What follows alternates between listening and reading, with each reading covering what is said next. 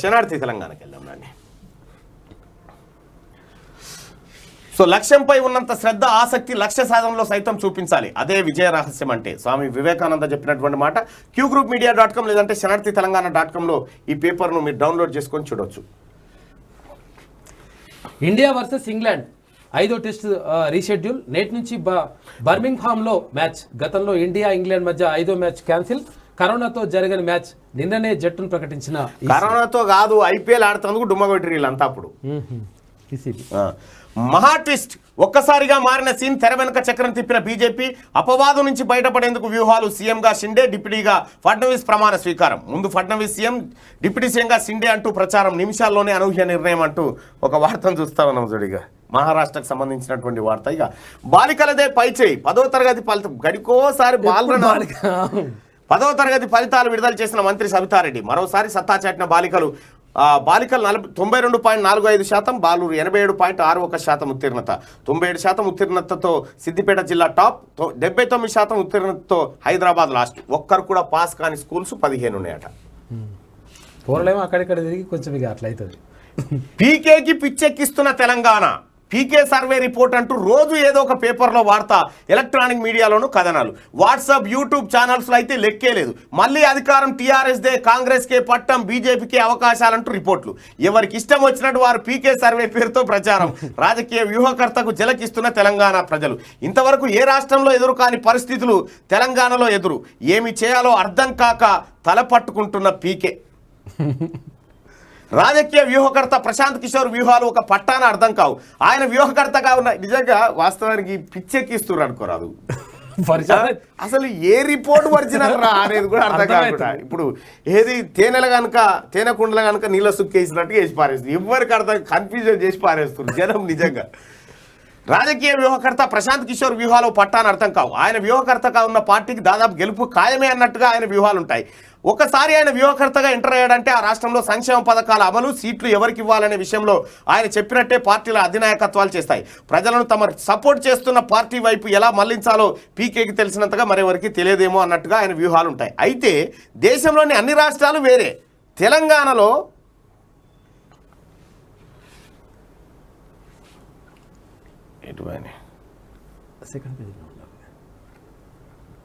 Second page నాకింత నీకింత.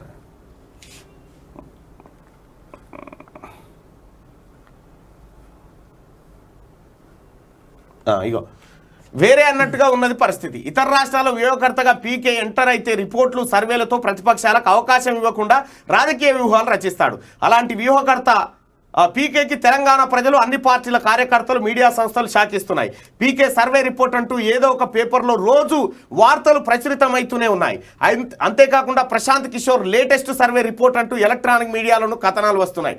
WhatsApp, social మీడియాలో అయితే లెక్కే లేదు. పీకే సర్వే రిపోర్ట్ అంటూ ఫేక్ సర్వే రిపోర్ట్లు హల్చల్ చేస్తున్నాయి. మళ్ళీ టీఆర్ఎస్కే అధికారం, కాంగ్రెస్కే పట్టం, బీజేపీకి అవకాశాలంటూ పీకే పేరుతో ఎవరికి ఇష్టం వచ్చినట్టుగా వారు సర్వే రిపోర్ట్లు తయారు చేస్తున్నారు.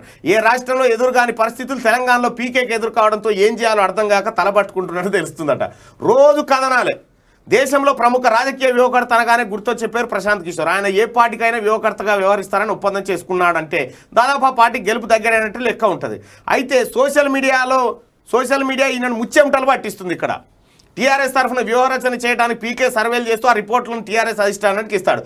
అయితే అవి బహిర్గతం కాకపోవడాన్ని ఆసరాగా చేసుకున్న యూట్యూబ్ ఛానల్స్, సోషల్ మీడియా సంస్థలు పీకే సర్వే పేరుతో మళ్ళీ టీఆర్ఎస్దే అధికారమని, కాంగ్రెస్కే తెలంగాణ ప్రజలు పట్టం కడుతున్నారని, బీజేపీకి అవకాశాలు ఉన్నాయని చెప్పే విధంగా వార్తలు, కథనాలు ప్రచురణ చేస్తున్నాయి. ఇక వాట్సాప్, సోషల్ మీడియాలో అయితే వారికి ఇష్టం వచ్చిన రీతిలో పీకే పేరుతో సర్వే రిపోర్ట్లు అంటూ హల్చల్ చేస్తున్నాయి. ఏ పార్టీ కార్యకర్తలు ఆ పార్టీకి అనుకూలంగా పీకే రిపోర్ట్లు ఉన్నాయని ప్రచారం చేసుకుంటూ వాట్సాప్ గ్రూపుల్లో షేరింగులు చేస్తున్నాయి. తలబట్టుకుంటున్న ప్రశాంత్ కిషోర్. ఇంతవరకు ఏ రాష్ట్రంలో ఎదురుగాని పరిస్థితులు తెలంగాణలో ఎదుర్కోవడంతో ఏం చేయాలో తెలియక ప్రశాంత్ కిషోర్ తలపట్టుకుంటున్నట్టు తెలుస్తుంది. అన్ని పార్టీల వారు వారికి అనుకూలంగా పీకే రిపోర్ట్లని ప్రచారం చేసుకుంటుండడంపై ప్రశాంత్ కిషోర్ అసహనం వ్యక్తం చేస్తున్నట్టుగా సమాచారం. తన పేరుతో ఫేక్ సర్వే రిపోర్ట్లు ప్రచారం చేయడంపై ఆగ్రహంగా ఉన్నాడని వార్తలు వస్తున్నాయి. తన సర్వే రిపోర్ట్ల ద్వారా ప్రజల మైండ్ సెట్ మార్చి తను వ్యూహకర్తగా ఉన్న పార్టీని అధికారంలోకి తీసుకొచ్చే ప్రశాంత్ కిషోర్ ఫేక్ సర్వే రిపోర్ట్లతో తలనొప్పి మొదలైంది. ఫేక్ సర్వే రిపోర్ట్లు ప్రజలను పీకే వ్యూహాల వైపు మళ్లకుండా చేస్తున్నాయి. ఉన్నాయి. దీంతో వచ్చే ఎన్నికల్లో టీఆర్ఎస్ను మళ్ళీ ఎలా అధికారంలోకి తీసుకురావాలో తెలియక ప్రశాంత్ కిషోర్ సతమతం అవుతున్నట్టుగా తెలుస్తా ఉందట. అయిపోయింది. ప్రశాంత్ కిషోర్ నువ్వే వ్యూహకర్తమైతే ఈ భూమి మీద బతికినోళ్ళం ఈ మట్టి తిన్నోళ్ళము ఈ ప్రజలకు ఉండదా ఏం చేయాలి? ఇంకా నేను ఇంకా గమ్మత్ చేస్తాం చూడు.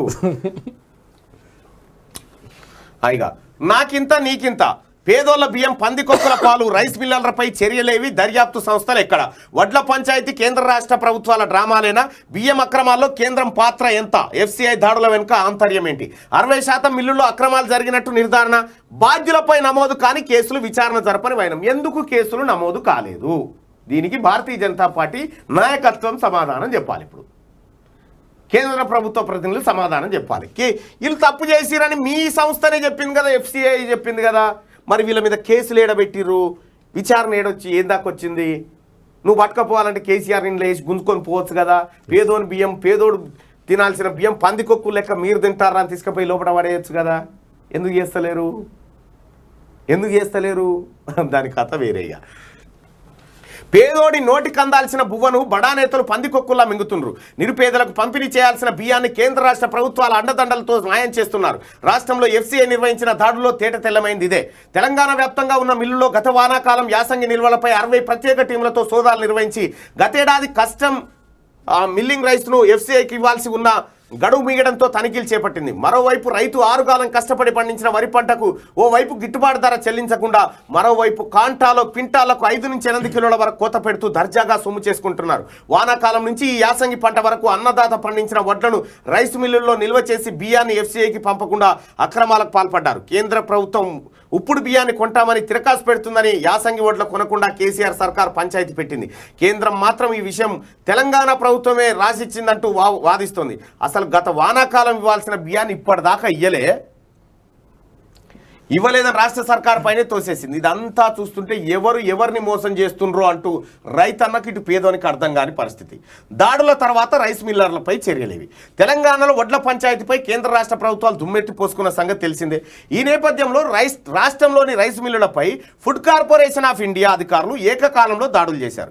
రాష్ట్రంలోని 3278 రైస్ మిల్లుల్లో 2020-21 వానాకాలం యాసంగి సీజన్ల నిల్వలపై ఎఫ్సిఐ తనిఖీలు చేపట్టింది. రాష్ట్ర వ్యాప్తంగా 60 ప్రత్యేక బృందాలు స్పెషల్ డ్రైవ్ నిర్వహించింది. మార్చి-ఏప్రిల్ నెలలో చేసిన తనిఖీల్లో రైస్ మిల్లుల భాగోతం బయటపడింది. అప్పట్లో రాష్ట్రంలో ఎఫ్సిఐ అధికారులు 40 రైస్ మిల్లుల్లో తనిఖీలు చేయగా 4,53,890 సంచుల బియ్యం తక్కువగా ఉన్నట్టు తేలిందని కేంద్ర మంత్రి కిషన్ రెడ్డి ఆరోపించారు. తెలంగాణ నుంచి ఎఫ్సిఐకి 5.50 లక్షల మెట్రిక్ టన్నుల సిఎంఆర్ రైసు రావాల్సి ఉంది. ఈ తనిఖీల అనంతరం చాలా అవకతవకలు బయటపడ్డట్టు ఎఫ్సిఐ అధికారులు వెల్లడించారు.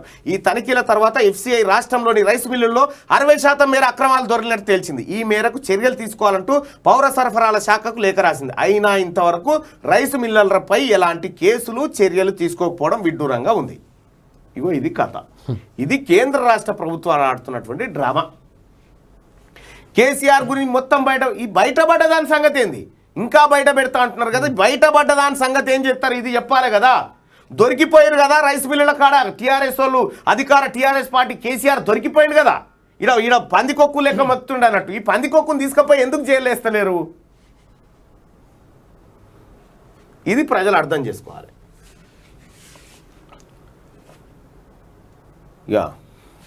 నిఘా వర్గాల నివేదికలు బేఖాతరు. ఇంటెలిజెన్స్ ఇన్పుట్స్ ను పట్టించుకొని ఉద్ధవ్ ఠాక్రే రెబల్ ఎమ్మెల్యేల తీరుపై 2 నెలల క్రితమే హెచ్చరిక. ఏక్నాథ్ వైఖరిపై అప్పట్లోనే రిపోర్ట్. ఆరోగ్య సమస్యలతో నిఘా వర్గాల సమాచారంపై శ్రద్ధ పెట్టని ఉద్ధవ్ శివసేనకు ఎమ్మెల్సీ ఎన్నికల్లో షాక్. అంతకుముందు రాజ్యసభ ఎలక్షన్స్ లోనూ భంగపాటు. అయినా అలర్ట్ గా లేని ఉద్ధవ్, దీంతో నష్టం జరిగింది. రైట్. నిఘా వర్గాలు హెచ్చరించినా ఉద్ధవ్ ఠాక్రే పట్టించుకోలేదు, బేఖతారు చేసిండు అనేది ఈ కథనానికి సంబంధించినటువంటి అంశం. ఇక బీమా లేక ధీమా కరువు. పంటల బీమాకు సర్కారు మంగళం. 3 ఏళ్లుగా బీమా ప్రీమియం చెల్లించాలి ప్రభుత్వం. అటుకులే బుక్కిండో అప్పులే చేసిండో, బీమా పైసలు కట్టలే నా పెద్ద కొడుకు. అమలు గాని ఫసల్ బీమా. ఆందోళనలో అన్నదాతలు, ప్రైవేట్ కంపెనీలకు ప్రీమియం చెల్లించలేని స్థితిలో రైతులు. ప్రకృతి వైపరీత్యాలు వస్తే తమ పరిస్థితి ఏంటని ఆవేదన. 3 ఏళ్ల క్రితం వరకు అన్నదాతల పంటలకు బీమా భరోసా ఉండేది. కేంద్ర రాష్ట్ర ప్రభుత్వాలు ఫసల్ బీమా పథకం ద్వారా ఇన్సూరెన్స్ ప్రీమియంను రైతులకు చెల్లించడం ద్వారా ప్రకృతి వైపరీత్యాలతో పంటలు నష్టపోయిన అన్నదాతలు లబ్ధి పొందేవారు. ఆహార నూనె గింజలు ఉద్యానవన పంటలు వేసిన వారికి ప్రభుత్వం భరోసానిచ్చేది. ప్రాంతాల వారీగా ఆయా పంటలను సాగు చేసిన రైతులకు ప్రభుత్వమే ప్రీమియం చెల్లించేది. పంటను బట్టి ఎకరానికి 500 నుంచి 1750 వరకు ప్రీమియం డబ్బులను ప్రభుత్వం భరించేవి. ఇందులో కేంద్ర ప్రభుత్వం 50%, రాష్ట్ర ప్రభుత్వం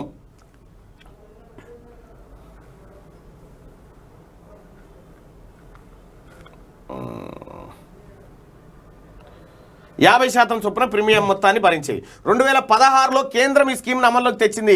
ప్రకృతి వైపరీత్యాల వల్ల రైతులకు జరిగిన పంట నష్టం జరిగితే పూర్తి బీమా అందించాలనే ఉద్దేశంతో ఈ పథకాన్ని శ్రీకారం చుట్టింది. ఇందులో సాగు చేసే ఆహార పంటలకు అయితే విషయం ఏంటంటే ప్రజలారా, రైతు సోదరులారా, మీకు వడగండ్ల వానొచ్చో, లేకపోతే రాళ్ళు పడో, లేకపోతే పంట నాశనం అయ్యో, తుఫాన్ లేచో, ఒడ్లు నానిపోయో ఏదన్నా పంట నష్టం జరిగితే మీకు బీమా ఉండేది. పంటకు అంటే మీరు నష్టపోయినటువంటి పంటకు బీమా పైసలు వచ్చేటి.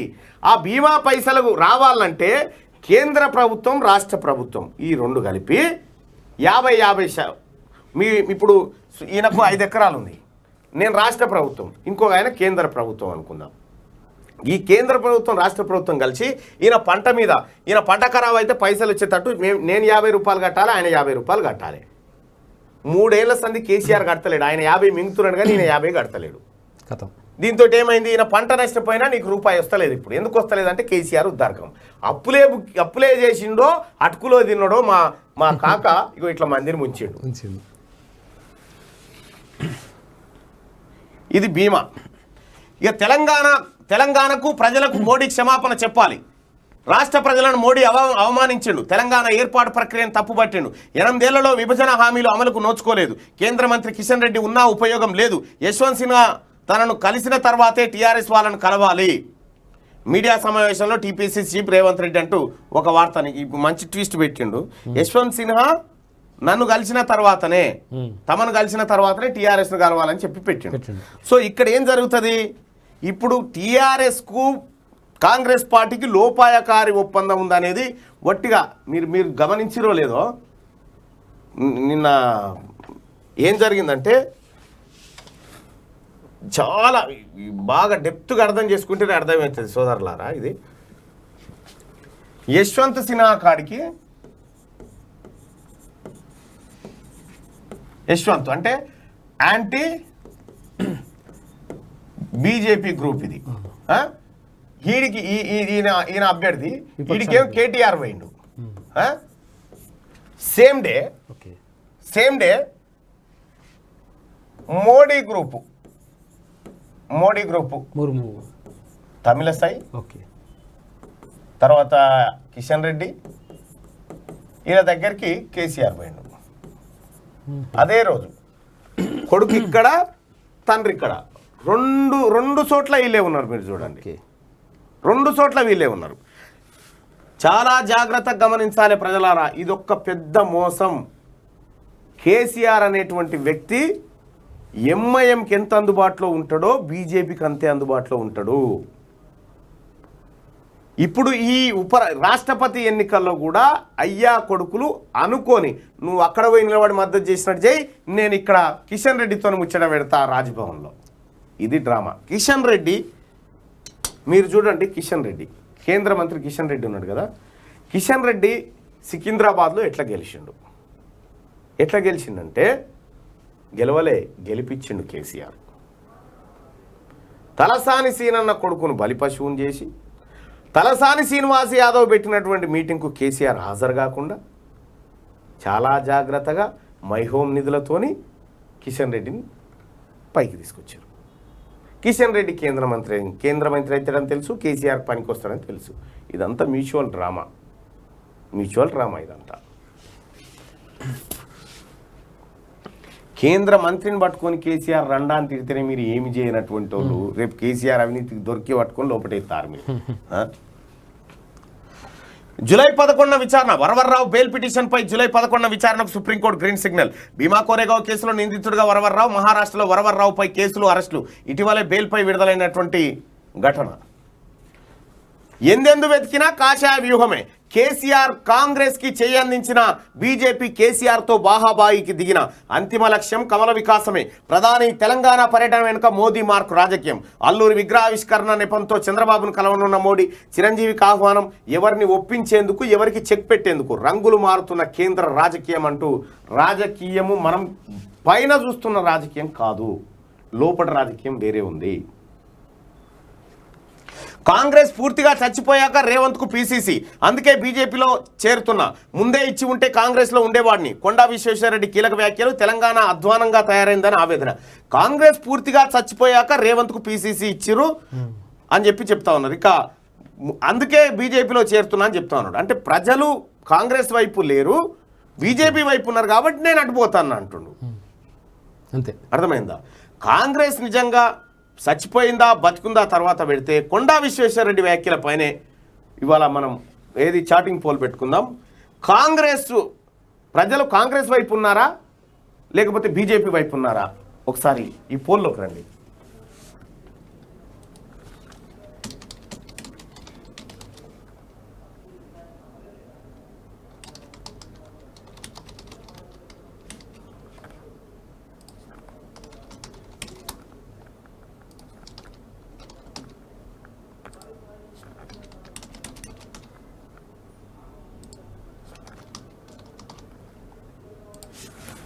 రైట్. కొండా విశ్వేశ్వరరెడ్డి గారి వ్యాఖ్యల ప్రకారం కాంగ్రెస్ పూర్తిగా చచ్చిపోయాక రేవంత్కు పీసీసీ ఇచ్చిరంటారు. సరే, అది ఎట్లిచ్చిరు అనేది కంటే వాస్తవానికి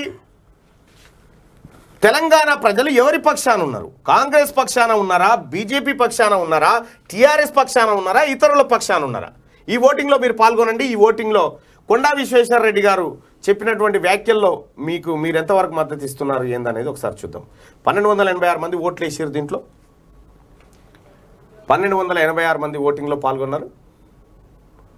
1 మినిట్ ఇంకా పూర్తి కాలేదు. 1606 మంది ఓట్లు వేసారు. ఇప్పుడు 1606. తెలంగాణ ప్రజలు ఎటువైపు ఉన్నారు? కాంగ్రెస్ వైపా, బీజేపీ వైపా, టీఆర్ఎస్ వైపా, ఇతరుల వైపు చూస్తున్నారా? 1938 ఓట్లు పడ్డాయి. 1938 ఓట్లు. 1938 ఓట్లు. 2299 ఓట్లు పడ్డాయి. ఇంకా 1 మినిట్ పూర్తి కాలేదు. 2299 ఓట్లు పడ్డాయి. 2577 ఓట్లు పడ్డాయి. 1 మినిట్ 2 మినిట్స్ పోలింగ్ మనం చూద్దాం. 2577 ఓట్లు పడ్డాయి ఇప్పటి వరకు మనకు. ఇందులో తెలంగాణ ప్రజలు ఎటువైపు ఉన్నారు? తెలంగాణ ప్రజలు బీజేపీ వైపు ఉన్నారు కాబట్టి నేను బీజేపీలోకి పోతున్నా అని చెప్పి కొండా విశ్వేశ్వరరెడ్డి చెప్పిండు. మరి ప్రజల్ని అడుగుతా ఉన్నాం, ప్రజలు ఎటువైపు ఉన్నారనేటువంటి మాటలు. ఇక ఇతరుల దాంట్లో బీఎస్పీ కానీ, వైఎస్ఆర్టీపీ కానీ, కేఏ పాల్ కానీ, ఇంకా ఏమైనా పార్టీలు ఉంటే దాంట్లో కోటేయండి. 3115 ఓట్లు. 3311 ఓట్లు పడ్డాయి. తెలంగాణ ప్రజలు ఎటువైపు ఉన్నారు అనేటువంటి పోల్లో కాంగ్రెస్, బీజేపీ, టీఆర్ఎస్, ఇతరులు అని చెప్పి పెట్టినాం. 3500 ఓట్లు పడ్డాయి. ఇంకా 1 మినిట్ అయిపోయింది, 2వ నిమిషం పూర్తి కాలేదు. 3500 ఓట్లు పడ్డాయి. 3678 ఓట్లు పడ్డాయి. 2వ నిమిషానికి రిజల్ట్ చూద్దాం. 2 నిమిషాలు పూర్తయింది. 3678 ఓట్లు ఇప్పటి వరకు పడ్డాయి. తెలంగాణ ప్రజలు ఎటువైపు ఉన్నారు అని అంటే నేను ఇతరులను క్లిక్ చేసి చూద్దాం. 57% మంది ప్రజలు కాంగ్రెస్ వైపు, బీజేపీ వైపు 37% మంది ప్రజలు, టీఆర్ఎస్ వైపు 2%, ఇతరుల వైపు 4% ప్రజలు ఉన్నారు. ఇక్కడ 3900 ఓట్లు, అంటే దాదాపుగా 4000 మంది ఓటింగ్లో పాల్గొన్నారు. తెలంగాణ ప్రజలు ఎటువైపు ఉన్నారంటే కాంగ్రెస్ వైపు ఉన్నారని చెప్పి 56, బీజేపీ వైపు ఉన్నారని 38, టీఆర్ఎస్ వైపు ఉన్నారని 2, ఇతరుల వైపు ఉన్నారని చెప్పి 4. అంటే కొండా విశ్వేశ్వరరెడ్డి గారు ఈ రిజల్ట్ చూస్తారని అనుకుందాం. Okay right. ఇక కాంగ్రెస్ పూర్తిగా చచ్చిపోయాక రేవంత్కు పీసీసీ ఇచ్చిరి అని చెప్పి చెప్తా ఉన్నారు. అయితే విషయం ఏంటంటే కాంగ్రెస్లో ఈ మాట అర్థమై ఉంటుంది. కొండా విశ్వేశ్వర కాంగ్రెస్లో ఉన్నటువంటి కోమటిరెడ్డి వెంకటరెడ్డి, ఇది మన ఉత్తమ్ కుమార్ రెడ్డి, వీళ్ళిద్దరు కేసీఆర్ కోవట్లే. ఓకే, వీళ్ళిద్దరు టీఆర్ఎస్ పార్టీని గెలిపించడం కోసం ఈసారి కాంగ్రెస్ను నాశనం చేయడానికి కాంట్రాక్టు తీసుకున్న నేతలు వీళ్ళు. రైట్. ఇక నేటి మాట శనార్థి. తెలంగాణలో మొదలైన బోనాల కోలాహలు అంబరాన్ని తాకుతున్న పండుగ సంబరాలు, కొత్త కుండలో నైవేద్యాలు, బెల్లం శాకం, కళ్ళు శాకంతో ఆరగింపు సేవలు, మేకపోతుల మెడ చుట్టూ వేపరిమ్మల దండలు, డిల్లెం బల్లెం శబ్దాలతో డప్పుల దరువుల్లో ముక్కుబడులు, పెద్ద పెద్ద మీసాలతో పూతరాజుల ఈరగోళల విన్యాసాలు, కాళ్లకు పసుపు రాసుకొని కుంకుమ ఒట్లతో శివసత్తుల కేరింతలు, కొత్త బట్టలతో బోనం ఎత్తుకున్న అక్కా చెల్లెళ్ళు ఆదిపరాశక్తిగా దర్శనమిచ్చే అమ్మవారి రూపాలు, ప్రకృతి పరమైన బోనాల పండుగ, పల్లె పల్లెలో పండుగ వాతావరణం, అందరినీ ఒక్క దగ్గరికి చేర్చి కనువిందులు చేసే మధురమైన క్షణాలు.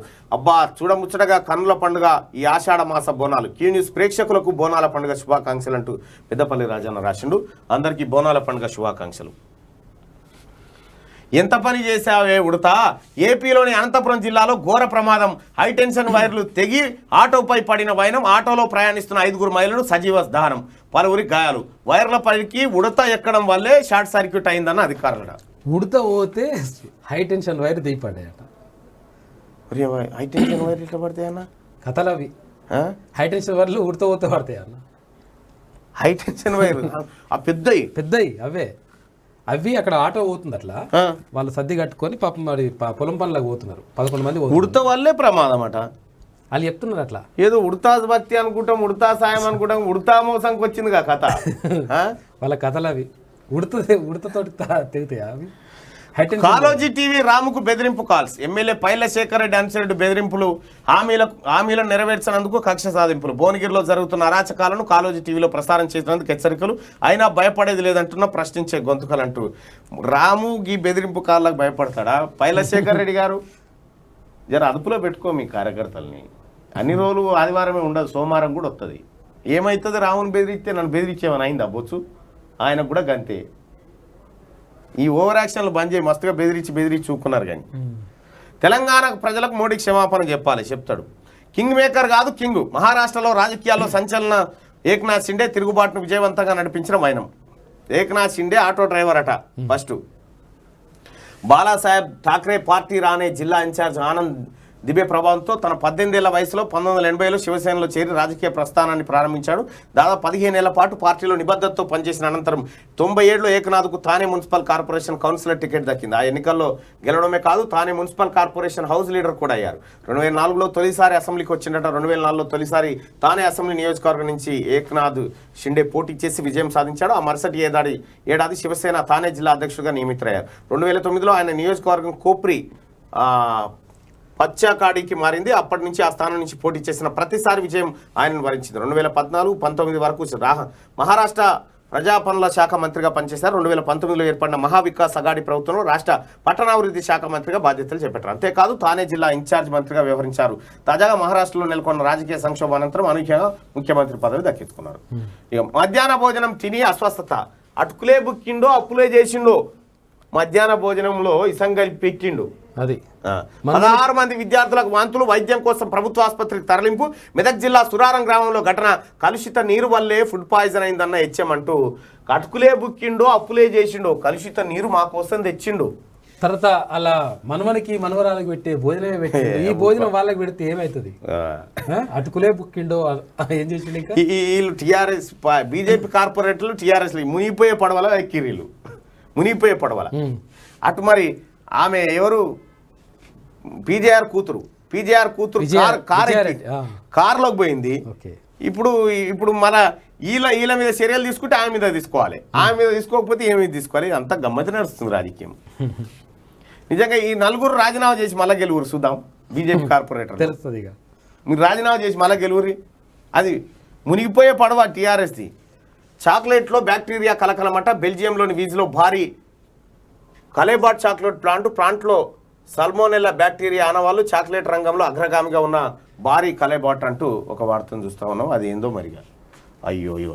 వికారాబాద్ జిల్లాలో ఘోర రోడ్డు ప్రమాదం. కూలి పని కోసం బైక్పై వెళ్తున్న ముగ్గురిని ఢీకొన్న కారు. బైక్ పైన ముగ్గురు పోతున్నాడు చూడు. స్పాట్లోనే 2 మృతి, చికిత్స పొందుతూ మరొకరు మృతి. గొట్టిముక్కల గేట్ సమీపంలో ఘటన. ముగ్గురు ఎక్కిపోతే మరి కాదా? అయ్యో, అన్నీ 2 చచ్చిపోయారు. పోలీసులకు రూల్స్ వర్తించవా? రూల్స్ క్రాస్ చేస్తున్న ఉప్పల్ పోలీసులు. నో పార్కింగ్ ప్లేస్లో దర్జాగా వాహనాల నిలిపివేత, ఛాయ్ తాగుతూ బాత్కానీలు. సామాన్యులకే చట్టాలు వర్తిస్తాయా? పోలీసులకు వర్తించవా? ఆగ్రహం వ్యక్తం చేస్తున్న స్థానికులు అంటూ.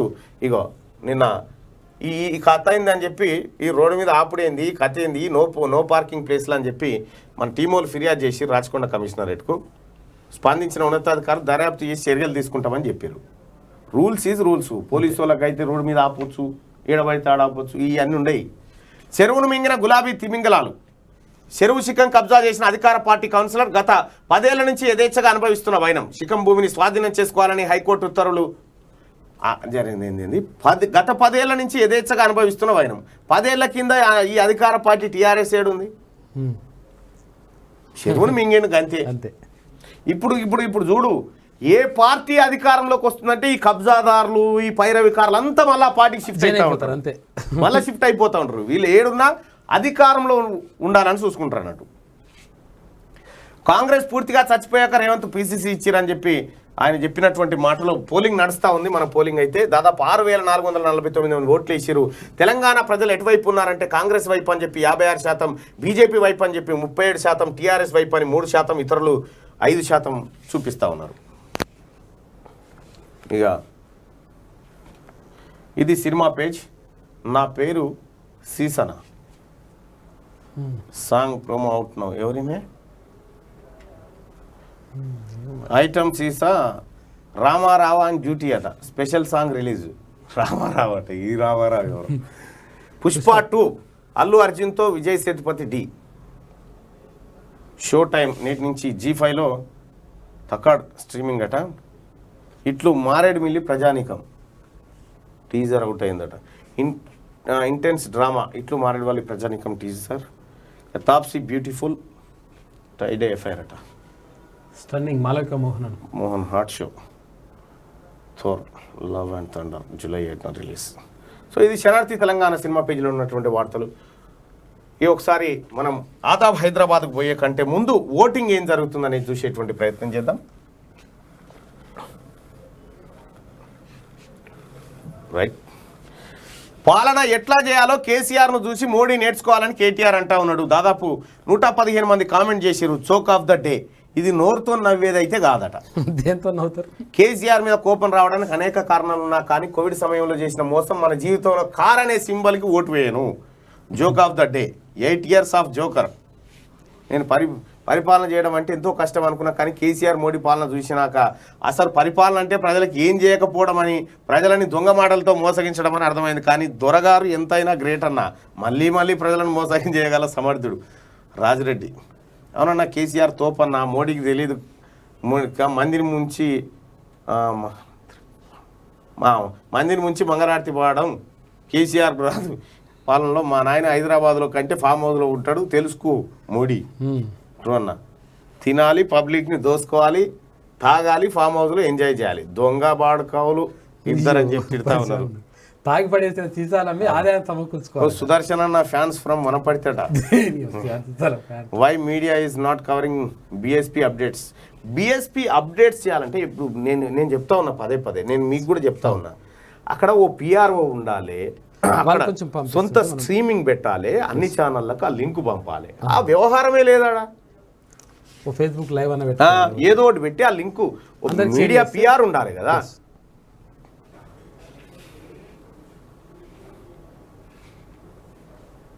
సిద్ధాంతి వాడు వేదాంతి మిమ్మల్ని చూసి నేర్చుకోవాలి మందిని ఎలా ఉంచాలో.